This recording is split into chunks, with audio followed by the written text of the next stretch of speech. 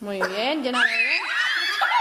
Y échalo ahí, Saúl. Y otra vez. Y Dentro del agua, ¿eh? Uy, me parece que... Vale, Saúl, dinos. Que se tome. Las... No se come. Qué rico. No, no se come. No, no se come. A ver, No puede chuche. ¿qué lo blanco? Espera. ¿Lo blanco qué es? Espuma. ¿Pero qué sería? Las nubes. Serían las nubes, ¿vale? ¿Y qué es lo que va a pasar ahora cuando eches el... Que va a llover amarillo. Va a llover amarillo. ¿Dónde va a llover amarillo? Aquí. Ahí. Está lloviendo amarillo. Mira, que no veo. Me está siguiendo. La siguiente.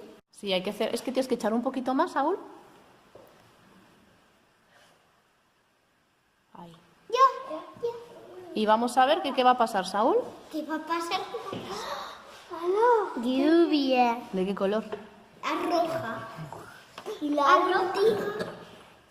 Mira, la amarilla ya se está haciendo.